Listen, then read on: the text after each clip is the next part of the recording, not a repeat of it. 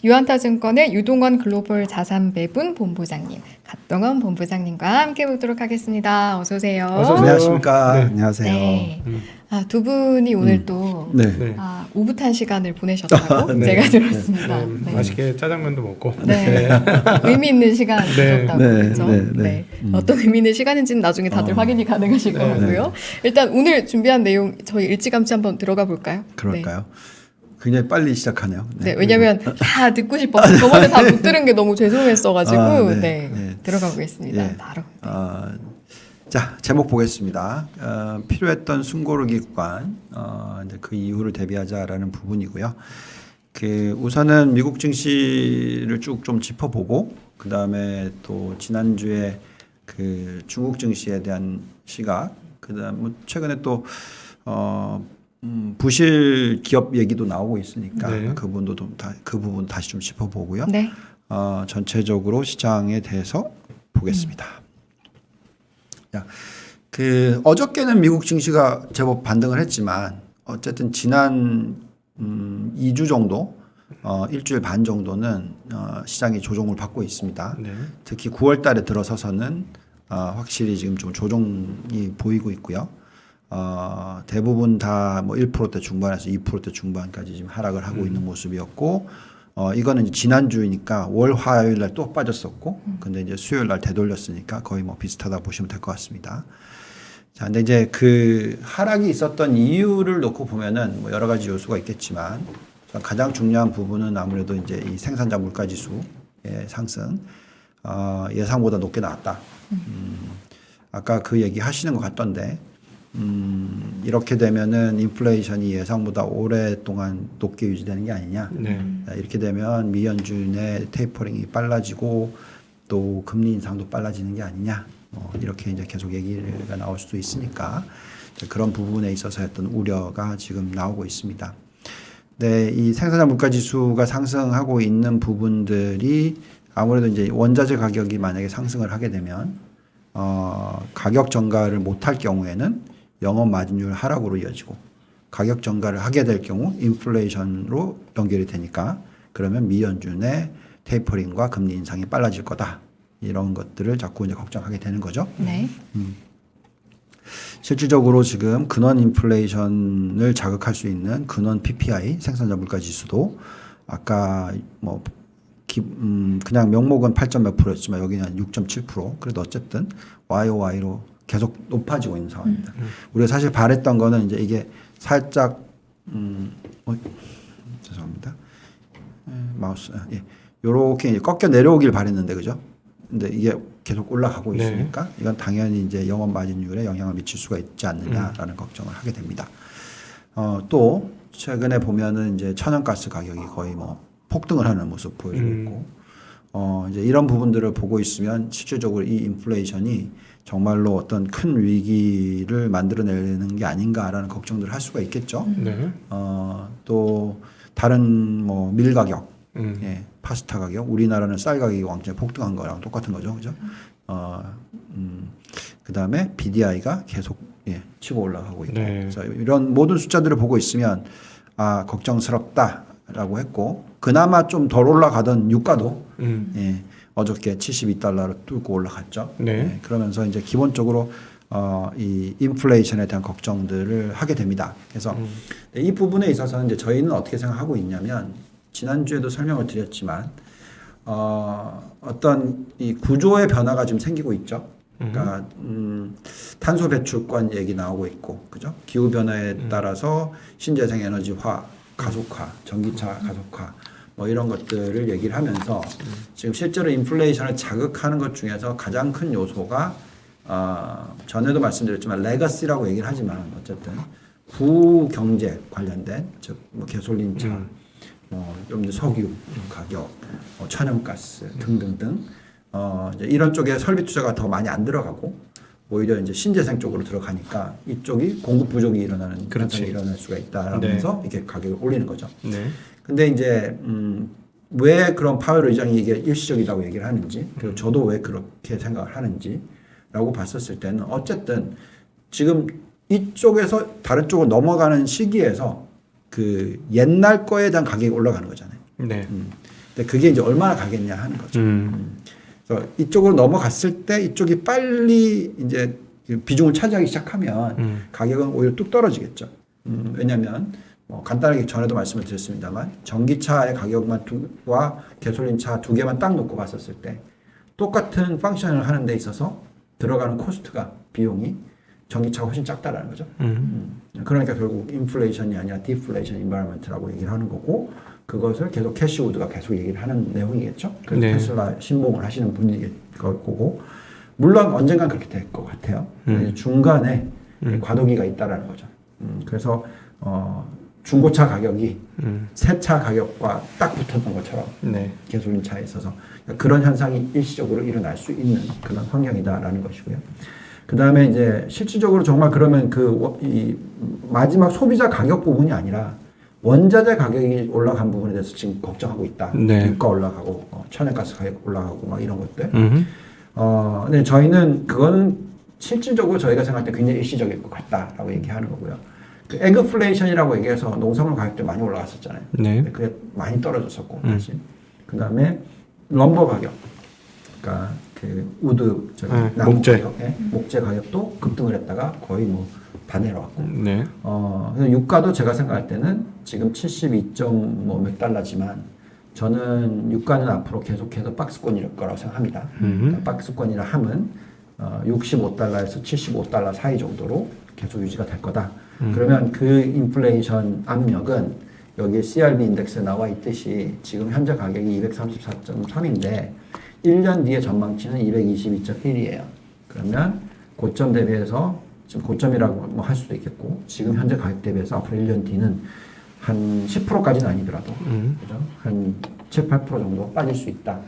결국은 지금 현재 시점이 가장 인플레이션이 높은 숫자가 나오는 시기다.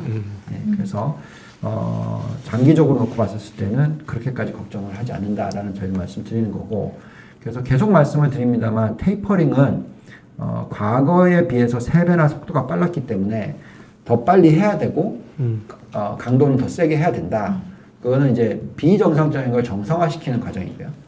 근데 금리를 올리는 것만큼은 미 연준이 굉장히 조심스러울 것이고 네. 과거에는 테이퍼링을 시작하고 금리를 올리는 시기까지 2년이 걸렸는데 이번에도 2년까지는 아니다 하더라도 비슷한 정도의 시간이 필요할 거다라고 지금 얘기를 저희는 하고 있습니다. 자 보시면 아니나 다를까 이제 근원 인플레이션 숫자가 나오기 시작했는데 지금 어쨌든 꼭지를 찍었고 떨어지기 시작했고 속도는 네. 예. 너무 세게 네, 거리가 잠시 너무 오디오 가까워서? 조정이 좀 있었던 것 죄송합니다. 같습니다. 죄송합니다. 아닙니다. 네. 네. 그래서 지금 4%대까지 좀 떨어졌고요. 네. 이 속도면은 뭐 내년도에는 어쨌든 이자를 앞에 보기 시작하는 때가 올 겁니다. 예, 그래서 금리를 건드리지 않고서도 그 정도까지로 이제 떨어진다고 생각한다면 우리가 지금 한 1년 정도의 시간이 있는데 인플레이션 숫자를 지금 이제 8월 달까지 봤으니까 9월, 10월, 11월, 12월까지 보고 나면 그때 테이퍼링 시작할 거고 그리고 나서 또 한 6개월 정도 보고 나면 그때 결정해도 늦지 않다. 너무 지금 당장 금리 빨리 올릴 거야. 그래서 거기에 맞춘 전략 쓰자. 이렇게 하는 거는 너무 빠르시다라는 얘기를 해드리는 거고요. 네. 자, 그러면 이제 이번에 지금 저희가 그래도 한 8, 9, 10월 달은 좀 조정이 있을 거다라고 얘기를 하지만 그 조정이 어떻게 보면 얕은 조정 또는 아니면 기간 조정 우리 얘기하죠. 이제 좀 쉬어가야 되는 구간이 나올 거라고 얘기를 하는 이유는 네. 지금 현재의 그 리스크에 대한 위험도에 대한 시장의 반영이 이미 상당히 많이 반영을 하고 있다는 겁니다. 여기에 나와 있는 이 SGMRI 지표라는 것은 그러니까 속재현에서 나오는 지표인데요. 멀티 에셋 리스크 인디케이터라고 해서 그러니까 여러 가지 자산군에 있어서 그러니까 어떤 자산군? 주식, 그다음에 금리, 그다음에 통화, 그다음에 커머더티, 원자재 요 네 개를 가지고 어느 정도의 리스크를 지금 반영을 하고 있는지를 매저를 하는 건데요. 보는 건데 위에 올라가 있으면 그만큼 공격적이라는 거고 밑에 내려가 있으면은 그만큼 보수적이라는 겁니다. 네. 지금 보시면 숫자가 어디 와 있냐면 어디 와 있죠? 코로나19 터졌을 때 시기. 네. 떨어져 있고 네. 또 2011년에 그 재정 위기 터졌을 때 유럽 그 정도 수준까지 떨어져 있고 2008년에 금융 위기 수준보다는 높아요. 근데 그거는 정말 예, 미국이 거의 망하다시피 했던 때니까 네, 네. 네. 그거하고 비교하기는 어렵고 이거 일반인들한테 조사를 한 겁니까? 아니면 전문가들한테 조사를 한 겁니까? 이거는 그 소스가 속젠 크로스 에셀 리서치 글로벌 에셀 로케이션이니까 당연히 그 기관이겠죠. 아 그래요?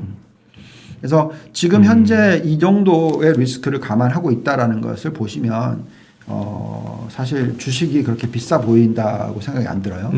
또 이것도 그렇습니다. 이건 이제 뭘 보는 거냐면 그 변동성을 보면서 어느 정도의 어떤 이 리스크를 감안하고 있는지를 봤을 때 그 짙은 색은 그 우리가 흔히 얘기하는 하이힐드, 그러니까 그 투자 부적격 채권에 대한 스프레드입니다. 근데 그건 지금 정말 낮아요. 그죠? 굉장히 밑에 내려가 있습니다. 그래서 정말 이미 채권이 정말 너무너무 비싸졌다. 그래서 너무너무 위험에 대한 예, 전혀 반영을 안 하고 있다라고 보는데 위에 있는 게 뭐냐면 주식에 대한 리스크를 얼마나 반영하고 있냐요.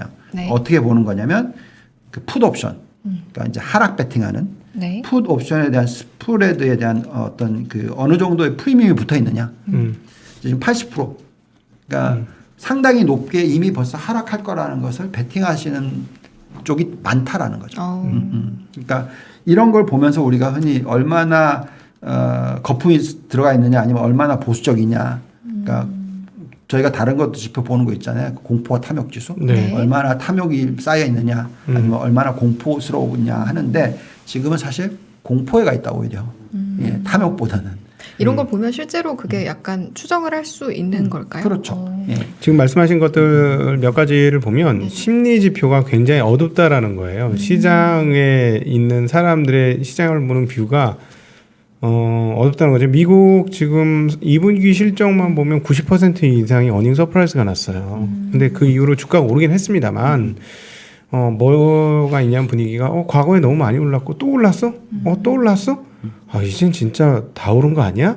하는 심리가 굉장히 강한데 그것들이 지금 말씀하시는 심리 지표 속에서 상당히 많이 드러난다는 거죠. 다들 그렇게 느끼고 있다는 거예요. 너무 많이 올랐다. 그런데 과거에 비해서 실적이 그렇게 그러면 꺾였고 앞으로 꺾일 거라고 보느냐? 그건 또 아닌데 지금의 공포감은 주가가 많이 올랐으니까 이젠 떨어져야 돼라는 당위가 시장을 짓누르고 있다는 건 너무 많이 올랐으니까 부담스럽다.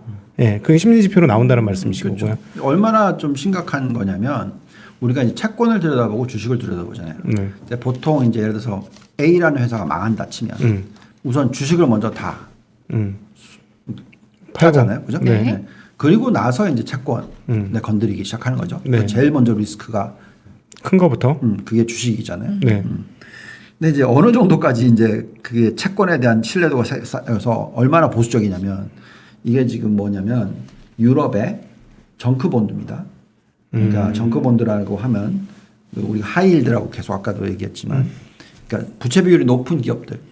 그게 마이너스라고요? 예. 그럴 수도 있나요? 그러니까.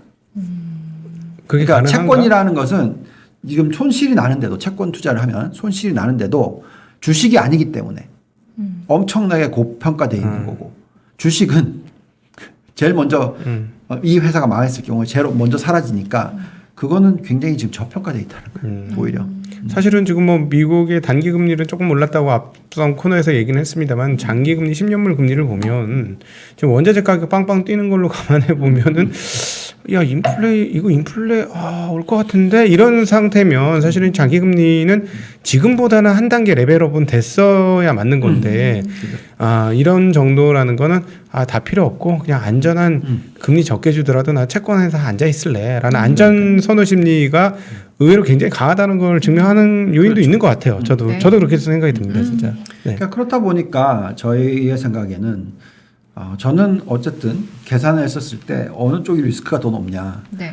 아니 지금 정크본드가 마이너스 금리의 리스크가 높을까요? 아니면 주식이 지금 ROE가 20%가 넘는 기업들이 네, 빠지는 거에 대한 리스크가 높을까요? 네, 저는 네. 그래서 저희는 주식에 대해서 아직 좋게 보고요.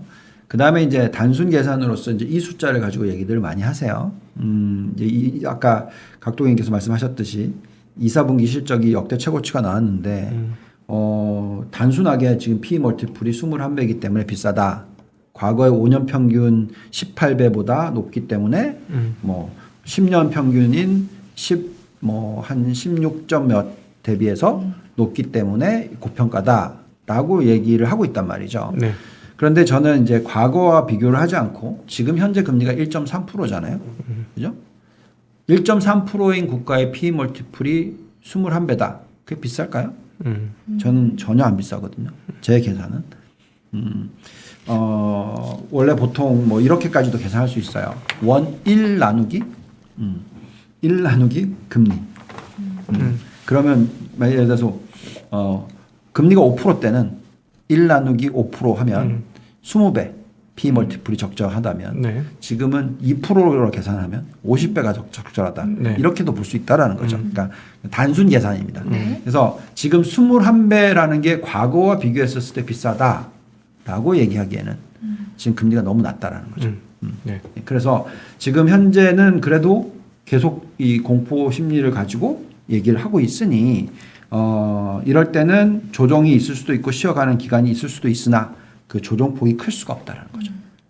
기간 조정이 일어날 거라는 생각을 하는 거고요. 자, 근데 그래도 제가 계속 말씀을 드리는 게 지난주에 왔었을 때 우리 그 얘기 했었잖아요. 한국을 팔고 미국으로 가자 하지 말자고 지금 당장은 좀 천천히 하자라고 얘기를 해드렸는데 네. 그 이유는 비싸긴 비싸기 때문에 이제 어떤 걸로 보냐면 아까는 그냥 단순 PER이었지만 과거에 어떠한 PER이었었는데 그 PER 이후에 1년 뒤에 주가가 얼마나 올랐느냐 하는 거를 본 거예요. 이 도표가. 그래서 왼쪽으로 쭉 가면은 막 보면은 이제 PER이 11배, 12배, 13배, 14배일 때는 대부분 다 1년 뒤에 수익률이 두 자릿수가 나왔었죠. 예. 네. 네. 근데 이제 오른쪽으로 갈수록 지금이 현재 21배니까. 그죠? 20에서 23배 사이는 수익률이 보통 6% 미만이더라. 네. 1년 뒤에. 그러면 이제 1년 뒤에 6% 미만이니까 좀 쉬어도 되는 거잖아요. 네. 네. 그러니까 지금 현재 시점에서 빠지지는 않더라 하더라도 어쨌든 1년 뒤에는 6%더 올라가서 끝날 거라고 생각한다 하더라도 네. 좀 쉬어줘야 되는 타이밍이다라는 거죠. 이미 올해 오른 것도 있으니. 네, 그렇죠. 올해 연초 대비해서 20%나 올랐으니. 예. 네, 그래서 미국 시장에 대해서 그런 시각들이 있습니다. 근데 그렇게 또 단순하게 비교하기도 좀 어려운 부분이 뭐냐면 지금 현재의 마니플로, 그러니까 자금의 흐름 자체가 정말 세요. 네. 예. 한국만 그런 게 아니군요. 네, 정말 세고 정말 많은 돈이 지금 주식시장으로 들어가죠. 그러니까 그 이유는 금리가 낮으니까. 네. 뭐 어쩔 수 없습니다. 그렇기 때문에 실질적으로 주가를 더 땡길 수 있는 힘은 언제든지 있다라는 거죠. 네. 그래서 너무 이렇게 하락 베팅을 하는 게 제가 생각할 때는 상승 베팅을 하는 것보다 그 위험도가 더 높다라는 것만 항상 인식을 해야 된다는 거죠. 네. 그래서 더더욱이나 팔았다가 샀다가를 하려고 하면 그 템포를 놓칠 수가 있기 때문에 거기에 대한 리스크를 항상 생각하셔야 된다는 말씀을 드립니다. 자, 그 다음에 계속 지금 아마 각동님이 이 부분은 계속 걱정을 하시고 있는 걸 잘 알고 있는데 네. 결국 인플레이션 숫자잖아요. 이게 이제 here to stay 이러면 어떡하냐. 계속 유지가 되면 어떡하냐. 그러니까 사실 계속 유지가 되면 이제 큰일 나죠. 금리 계속 올려야 되는 타이밍이 빨리 올 수도 있으니까. 근데 이제 저희가 보는 시각은 어쨌든 그런 인플레이션 떨어지기 시작했고, 그 다음에 이제 4%대까지 좀 떨어졌고, 계속 속도로 보면 이렇게 쭉 떨어질까 생각하고 있고, 그 다음에 이제 미연준이 바라보는 5년 미래 인플레이션 전망치 자체도 지금 2.4에서 2.2 쪽으로 떨어지고 있고, 이 추세라면 내년도 되면은 2%대 미만으로 떨어질 수도 있다. 그렇게 보면은 지금 현재 인플레이션이 일시적이냐 아니냐라는 논란이 계속 있지만 결국 시간이 지나서 내년으로 가보면 일시적이었다라는 게 저는 증명이 될 거라고 저는 개인적으로 생각합니다. 네. 네.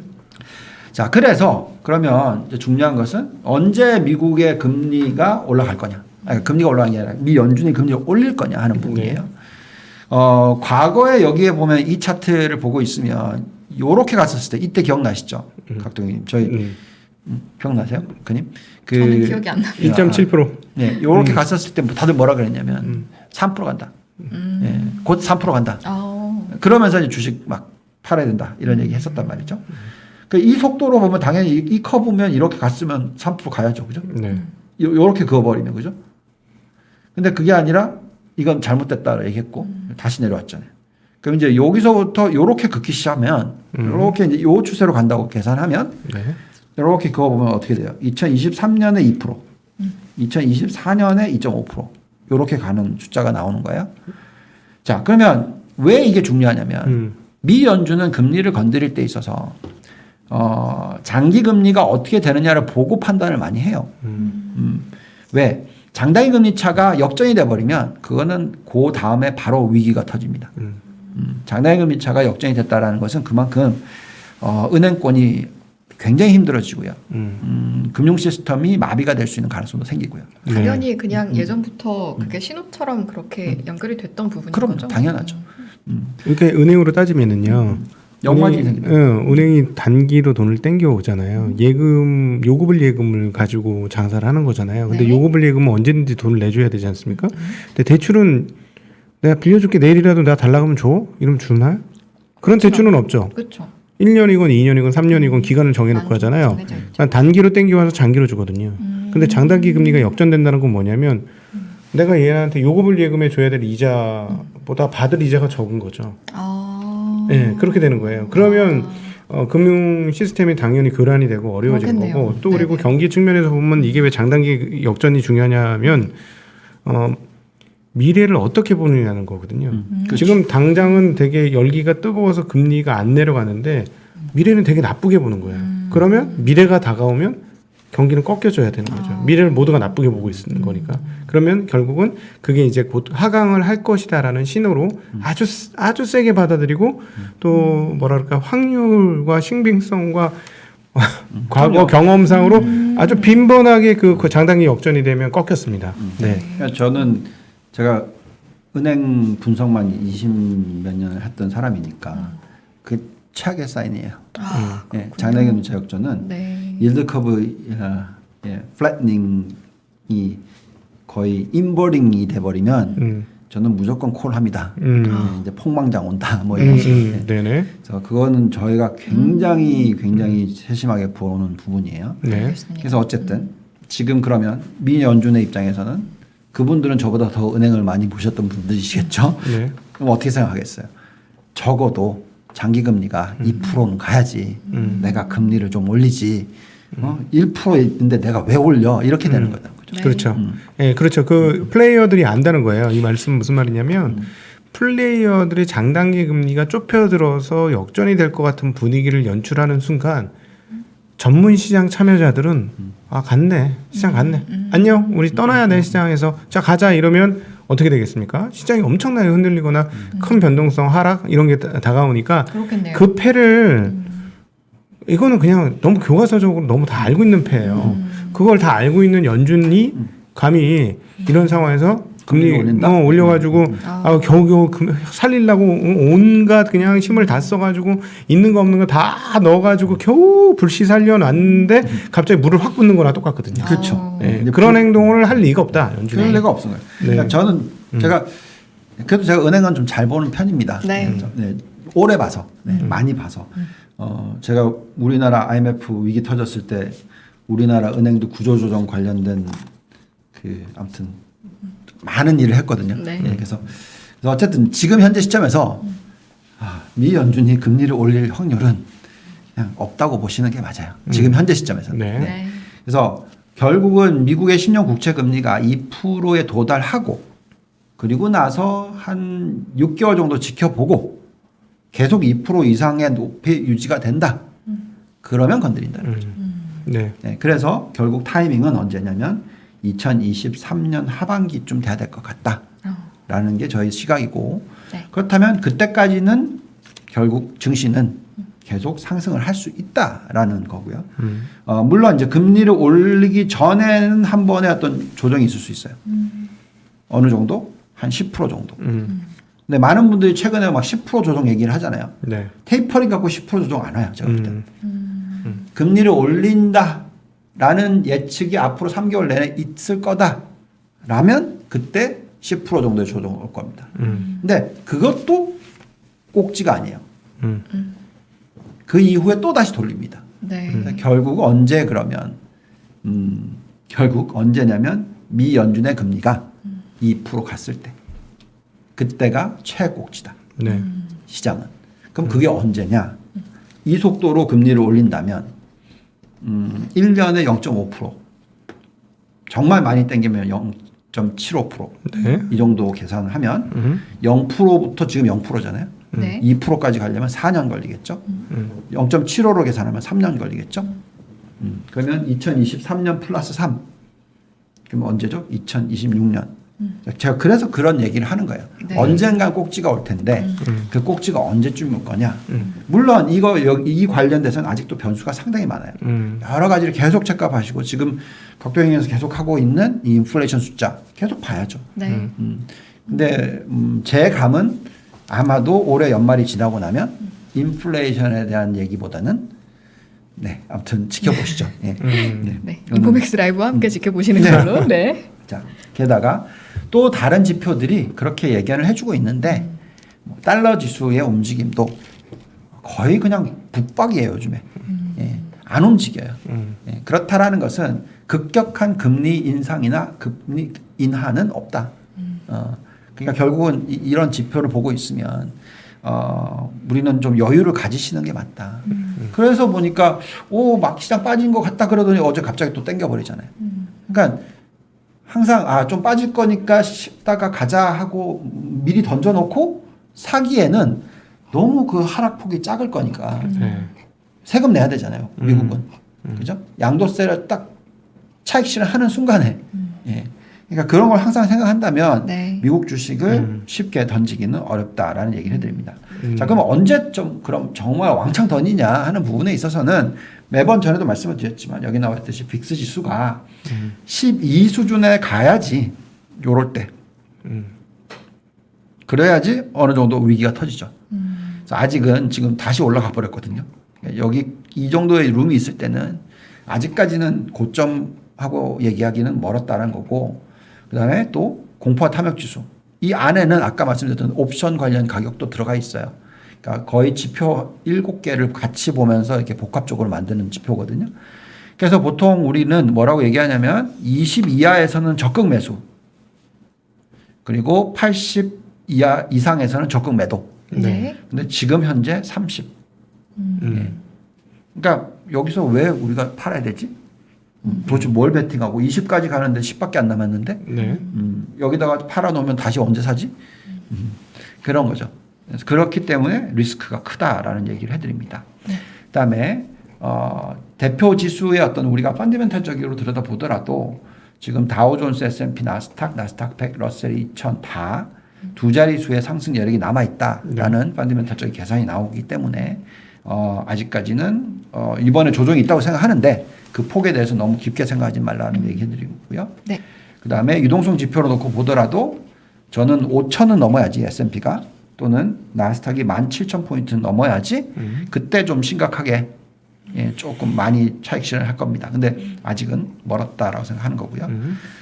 자, 그 다음에 이제 엊그저께 빠졌던 이유는 인플레이션이 아니라 요거 가지고 빠뜨렸어요.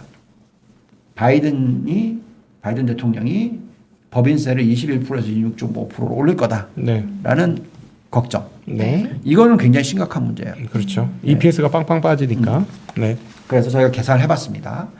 그래서 지금 현재 법인세 21%를 반영을 하면은 S&P 500의 적정 가치는 5,200포인트인데 26.5%를 반영했더니 그게 4,700으로 뚝 떨어지더라. 그럼 몇 퍼센트 포인트가 깎인 겁니까? 거의 12% 포인트가 깎인 거잖아요. 네. 큰 영향이죠. 그죠? 근데 그래도 아직까지 S&P가 비싸 보이진 않는다. 네. 예. 그러니까 앞으로 왕창 오를 거에 조금 덜 오르는 정도로 보여진다라는 거죠. 그래서 아까 말씀드렸던 1년 뒤에 6% 올라가는 그게 이렇게 나오는 거죠. 벌써 시장이 그런 걸 반영하고 있다는 거죠. 제 네. 생각에는. 근데 이제 최악의 시나리오로 가서 우리가 또 흔히 말하는 리스크 프리미엄을 높여서 가격을 측정할 때도 있어요. 그거는 이제 경기가 정말 침체로 간다고 생각합니다. 네네. 그러면 4%의 리스크 프리미엄이 아니라 6%로 반영했을 때는 어떤 숫자가 나오냐? 라고 하면 4,200이 나와요. 그럼 지금 가격 대비해서 얼마나 마이너스 5%. 그래서 정말 단순하게 생각한다면 만약에 정말로 앞으로 2달 동안에 하락이 올 거다라고 생각한다면 5% 나오면 땡큐 베리 마치. 이건 무조건 사야 된다. 그 가격대에서는. 라고 얘기를 해드리는 거죠. 네. 그러면 나스닥은 어떠냐? 나스닥은 사실 빠지면 안 돼.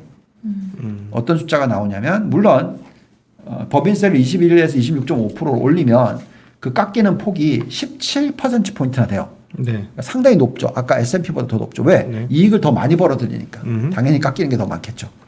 그렇지만 그래도 상승 여력이 15%나 되고 네. 리스크 프리미엄을 6%로 땡겨도 5%는 더 올라야지 적정 가치다라는 거죠. 네. 그래서 저는 아직까지 있는 성장주와 나스닥의 매력도는 여전히 높다. 그래서 한 2달 동안의 조정을 얘기를 하지만 여기다 대놓고 팔자라는 얘기가 아니라 저가 분할 매수를 하자라는 차원에서 계속 말씀을 드리고 있습니다. 네. 네. 아, 네. 근데 그 최근에 이제 그 한국 시장에서 상당히 중요하게 이슈로 거론되는 게 중국 리스크입니다. 오늘도 지금 제가 그래서 야 헝다로 부르지 말자, 헝거로 부르자. 이게 뭐니? 막 이렇게 할 정도로 지금 헝다부동산 320조, 350조 사이에 그 부채가 있는 이 헝다그룹 때문에 이거 블랙스 안 되는 거 아니냐 걱정된다 그런 얘기를 계속 하고 있는데 중국 시장발 위기 요인, 그 중국 시장이 블랙스완이 될 가능성은 어떻게 보고 계신지도 좀 궁금합니다. 네. 네. 자, 우리는 지금 중국 시장에 대해서 매수 타이밍이다라고 얘기를 하고 있잖아요. 그리고 그렇다고 하더라도 전체의 투자 금액을 20% 이상은 땡기지 말자라는 얘기했고, 네. 보면은 자금 유입 자체는 지금 바닥을 찍고 다시 이제 상승하는 추세에 있고요. 네. 그다음에 중국의 채권 시장으로서의 자금 유입은 아까 말씀하신 헝다그룹 뭐 이런 쪽, 하이힐드 쪽, 네. 그건 엉망진창이지만. 네. 예. 중국의 국채 쪽을 보시면은 계속 자금 유입이 외국계가 계속 들어오고 있어요. 네. 네. 그래서 결국은 어쨌든 베일아웃이 있던 뭘 했던 간에 그런 부분에 있어서 하이힐드 쪽에 외국인들 투자자 금액은 그렇게 크지 않거든요. 네네. 예. 그건 내수 쪽에서 들어오는 거란 말이죠. 결국은 정부가 컨트롤할 수 있는 거죠. 그리고 이미 그 헝다그룹에 대해서는 벌써부터 제가 지난주에 왔었을 때도 네. 그 얘기는 이미 나오고 있었던 네, 거고 맞아요. 벌써 몇 년이 동안 얘기가 나오고 있었기 때문에 그것이 전체의 어떤 시스템의 붕괴, 시스테믹 리스크라고 얘기를 합니다. 그러니까 어떤 체계적인 붕괴를 만들어줄 정도의 그릇은 아니다라고 생각하고 있고요. 자 보시면은 채권이 중국의 채권의 퍼포먼스가 짙은 파란색이에요. 꾸준히 올라가고 있죠. 네. 근데 이제 주식은 이제 완전히 이렇게 너무 변동성이 심해요. 그죠? 네. 근데 이제 지금 딱 맞물렸어요. 여기서. 여기서 확 꺼지거나 올라갈 거나 할 건데 저희는 올라갈 거라 생각하는 거고요. 주식의 상대적인 매력도가 지금 중국 시장에서 생기고 있다라는 얘기를 해드리고 있고 그 다음에 마찬가지로 이런 이벤트가 터졌는데 위안화가 안 깨져요. 그러니까요. 네. 그러니까 그거는 정확하게 시스템의 리스크라고 생각하지 않는 거죠. 보통은 나라가 흔들릴 정도의 위기가 오면 아무리 그래도 환이 떨어져야 되는 거, 약세가 돼야 되는 거죠. 네. 당연하죠. 심지어 미국도 그랬잖아요. 네. 예? 리먼 사태 터지고 나서 네. 달러 지수가 어떻게 됐죠? 예, 보통 지금 평균적으로 90에서 100 사이라고 그렇죠. 맨날 얘기하잖아요. 네. 그게 80, 70 이렇게 막 네. 그 기축통화가 네. 30% 절하가 됐는데 네. 예, 위안화 기축통화 아닌데 왜 안 빠져? 절상이 돼요 오히려. 그거는 이미 그거는 이제 중국 정책적으로 그걸 커버를 할 거라고 생각합니다. 자, 게다가 지금 보시면 미국과 중국의 글로벌 이 무역 거래에 있어서 비중의 변화를 보면 작년에 드디어 중국이 미국보다 더 커졌어요. 예, 그래서 사실 이 자금의 흐름 자체가 중국으로 지금 계속 흘러 들어가고 있다라는 것은 이해를 하셔야 됩니다. 네. 자, 이게 이제 아까 말씀드렸던 센티먼트의 차이인데요. 자, 중국은 뭘 우리가 항상 지켜봐야 되냐면 기업들도 봐야 되지만 저는 항상 타이밍을 잡을 때 무조건 정보만 바라야 된다. 정부가 도대체 뭔 짓을 네. 하는지 이게 제일 중요하다. 네. 여기 보시면은 중국의 인프라 관련된 센티먼트예요. 인프라와 연결이 되는 게 뭐죠? 부동산 시장. 그죠? 건축 쪽이니까. 네. 근데 보시면은 센티먼트가 정말 좋아지고 있어요. 이미. 그리고 관련된 주식들의 주가가 굉장히 좋은 흐름이 나오기 시작했어요. 인프라 관련 쪽이 네. 미국에서 한다고 하니까. 근데 보시면 이게 에버그랜드, 이게 그 그룹입니다. 이미 벌써 그 리스크 프리미엄 다 반영이 지금 되고 있다는 거죠. 오른쪽이 금리인가요? 네. 그럼 그래서 쓰레기네. 네. 이미 그거 벌써 반영했는데 네, 37%. 저쪽은 뭐. 반대쪽은 괜찮잖아요. 네. 예. 그래서 이것을 분리해서 보시는 게 맞다. 이거는 이미 벌써 모든 헤지펀드 매니저들이 다 보고 있는 지표였어요. 네. 이게 제가 지난주에 봤던 지표들이거든요. 네. 근데 왜 오늘 한국은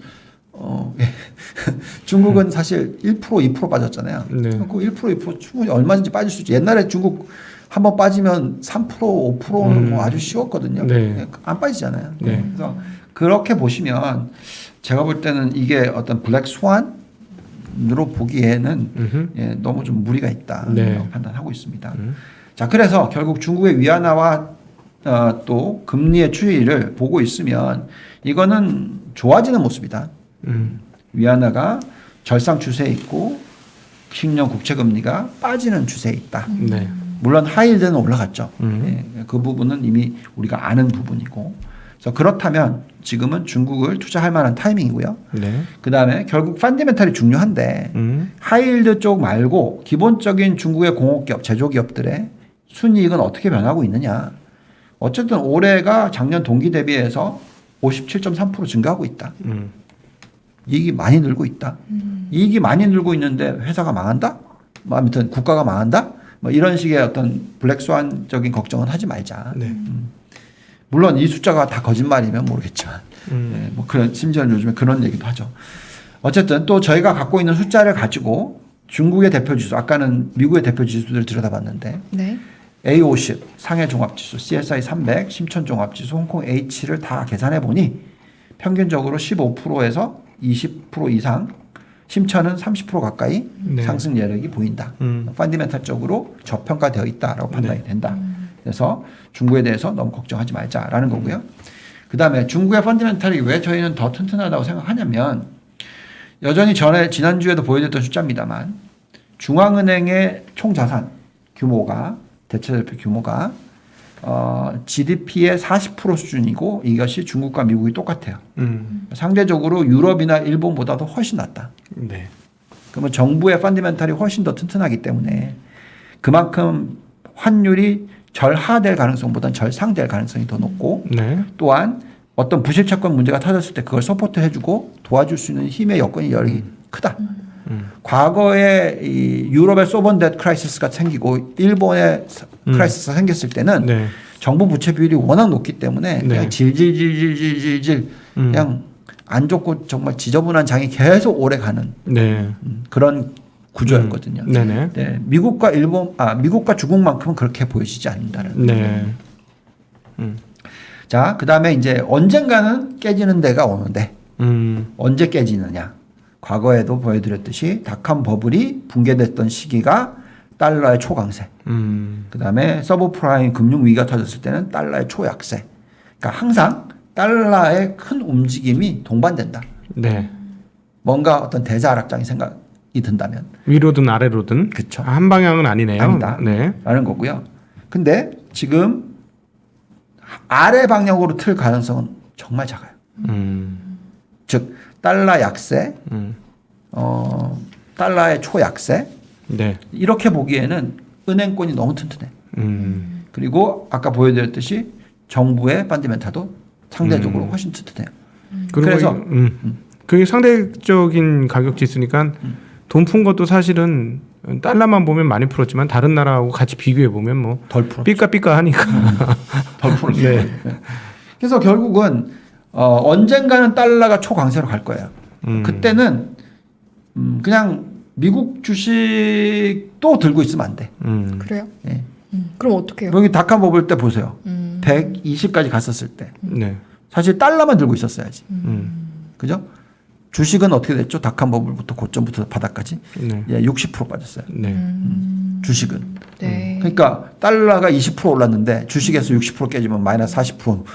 그죠? 그래서 그거는 그냥 달러를 들고 있어야 되겠죠. 네. 근데 그 시기가 한 번 올 수 있습니다. 근데 그거는 아까도 말씀드렸지만 언제 오느냐?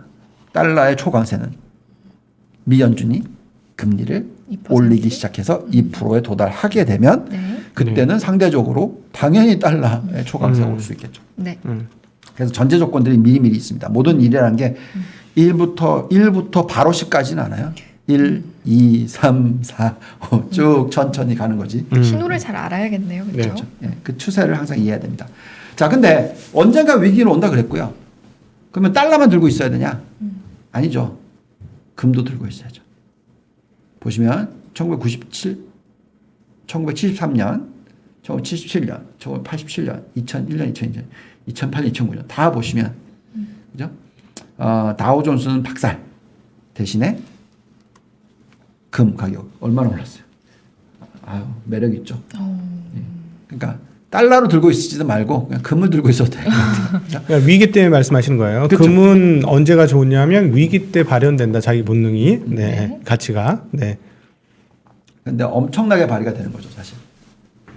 뭐 제일 최근에 있었던 2008, 2009년 위기 그때 보세요. 주식은 50% 박살이 났는데 금 가격은 40% 올랐어요. 그리고 이때 달러는 어떻게 됐죠? 마이너스 30%. 그렇죠? 그러니까 이때는 정말 최악이었죠. 그래도 금은 살아남았다. 네. 그러면 이제 언젠간 제가 금융위기가 터질 가능성이 높다라는 얘기를 할 거예요. 제가 그거 2번이나 해봤기 때문에 네. 분명히 언젠간 할 겁니다. 근데 그때는 저는 무조건 달러와 금을 두고 있어라. 근데 이제 이런 질문 하시더라고요. 아, 금 말고요. 가상화폐 들고 있으면 안 돼요? 저는 모르겠어요. 그건. 뭐 일주일에 한 15% 정도 가격 변동성이 있는 거를 용인하실 수 있는 분이라면 견딜 수 있으면 뭐 혹시나 네. 금방 말라는 말씀이신가요? 4만 달러에서 5만 달러 됐다가 다시 또 4만 달러 됐다가 금방 그러지 이거 않습니까? 들어가지 말라는 말씀이신데. 아니, 알겠습니다. 가상화폐가 의미는 있다고요. 의미는 네. 있어요. 근데 변동성이 죽어야 돼요, 이제. 이 너무 심해. 지금 아직까지도. 네. 심하긴 하더라고요, 변동성이. 좀 죽어서 이제 우리가 흔히 얘기하잖아요. 디지털 금이다. 그럼 금처럼 움직여야지. 그렇죠? 네. 그러니까 네, 아직은 대체 그렇게는- 자산이 네. 되려면 네. 예. 근데 그렇게는 안 움직이잖아요, 지금. 네. 그러게요. 너무 센티먼트에 따라서 훅훅 왔다 갔다 하니까 네. 뭐 30%씩 뭐 50%씩 움직이니까. 자, 그러면 이제 설명 거기까지는 하고요. 네. 네. 그다음에 이제 요거 이런 지표들은 이제 저희가 이제 보는 종목들에 대한 상승 여력들인데 네. 그냥 뭐 급하게 쭉 보면 선진국의 매력도 여전히 높고 네. 신흥국의 매력도 여전히 높고 그다음에 ETF들도 보면 여전히 반도체, 바이오, 태양광, 신재생 에너지, 5G, 그다음에 산업재, 그다음에 전기차 배터리, 원자력, 그다음에 중소형 가치주, 네. 그다음에 헬스케어, 뭐 또 신재생 에너지, 그다음에 소비재, 또 그 온라인 전자결제, 네. 뭐 이런 쪽 쭉 올라오고, 그다음에 빵 마가 종목들도 올라오고, 그래서 여전히 상승 여력이 상당히 높게 나온다. 저평가되어 있다 생각이 들고요. 네. 그다음에 종목들도 쭉 보면 뭐 자동차 소매 판매, 반도체, 그다음에 클라우드 비즈니스, 반도체 장비, 또 5G, 그다음에 이베이 뭐 이런 건 이제 그 온라인, 그다음에 진코솔라나 뭐 이런 것들은 태양광, 그다음에 철강도 올라오죠. 호화팟, 이건 베트남 철강입니다. 리오틴토가 이제 머티리얼스 원자재, 그다음에 소비재인 레스토랑, 그다음에 우리나라로 보면 한화랑 SK 하이닉스, 나이키, 뭐 대본에너지, UPS 네. 뭐 이런 종목들이 올라옵니다. 그래서 네. 매번 얘기해드리지만 종목을 고르시는 거는 본인의 직접 공부를 하시고 네. 투자를 하셔야지만 주가 변동성이 20% 30% 나온다 하더라도 버티실 수 있고 100% 올랐더라도 안 파실 수 있고 네. 뭐 그렇게 되는 거죠. 요즘에 되게 재밌는 종목이 에코프로비움을 제가 한 2년 전에 봤던 것 같은데 아우. 예, 계속 말씀을 드렸던 종목이었던데 와. 많이 올랐죠. 네, 그때 사셨던 분들은 지금 행복하게 웃고 계시겠는데요. 그렇죠. 네. 네, 우리 유동훈 본부장님 자료 업데이트하는 것들을 그냥 흘려보내지 마시고 어떤 지표들이 어떻게 바뀌었구나 하는 것들은 사실은 이거를 이렇게 한번 생각해 보세요. 내가 직접 이거를 찾아서 본다고 생각해 보세요. 시간이 얼마나 걸릴까? 아유, 네. 어마무시하게. 근데 네, 이거 애초에 찾을 수가 없을 것 같아요. 네, 저는. 그것도 그렇죠. 네, 일반 분들은 그러니까 이게 50페이지짜리인데 이거를 그냥 그 업데이트만 해서 50페이지를 찾는다고 해도 사실 굉장히 큰 거잖아요. 그럼요. 그래서 그런 측면으로도 조금 보실 필요가 있을 것 같아요. 이게 옛날 같았으면 일반인한테 개방이 안 되는 자료예요. 예, 그래서 그렇죠. 귀한 자료입니다. 그 어떻게 흘러가고 있는지에 대한 흐름들을 파악하시는데 아주 좋으니까 그렇게 좀 보시면 좋을 것 같습니다. 네. 네. 아까 그 얘기를 했었는데 제가 요즘에 제가 일을 하는 게 돈을 버는 목적이라기보다는 이 일을 사랑해서 하는 건데 네. 어느 정도로 요즘에는 일을 많이 하고 있고 즐기냐면 제가 모건 스탠리 다닐 때가 제가 정말 일을 많이 할 때거든요. 그때가 정확히 2000년도니까 20년 전 얘기일 네. 거예요. 거의 뭐 비행기의 절반을 살았던 것 같고 예, 해외 출장 가면서 네. 거의 뭐 하루에 일주일에 80시간은 일했던 것 같은데 정말 많이 일했던 것 같아요. 근데 요즘에 지금 제가 아침에 3시에 4시에 일어나거든요. 지금까지 쭉 일을 하고 있고 아. 예. 자 이제 빨리 들어가서 쉬셔야 돼요. 그러게 이제 네, 보내드려야 몸 관리 될 좀 것 하셔야 같아요. 돼요. 네. 그만큼 즐기고 있습니다. 물론 네. 그때만큼 돈은 못 벌지만 네. 예, 그건 뭐 중요한 게 아니고 예, 저는 지금 요즘에 우리나라 개인 투자자들이 정말로 빠르게 배우고 계시고 그렇죠. 정말 즐겁습니다. 네. 열심히 배우고 있는데요. 다 본부장님 아니 덕분이고 그건 아니고요. 아무튼 감독님 정말 덕분이고. 몸 관리 잘 하셔야 됩니다. 네. 그러니까요. 네, 빨리 보내드리고 싶어. 오늘 너무 피곤해 하시는 것 같아. 네. 오늘도 또 귀중한 이야기 네. 이렇게 해주셔서 감사드리고 다음 주 목요일에도 또 찾아뵙도록 하겠습니다. 네. 우리 시장의 향방을 좌우할 또 하나의 변수자 글로벌 시장에 대한 아주 자세한 분석과 전망 함께 봤습니다. 유동원 본부장님과 이 시간 함께했습니다. 너무 잘 들었습니다. 네, 감사합니다. 감사합니다.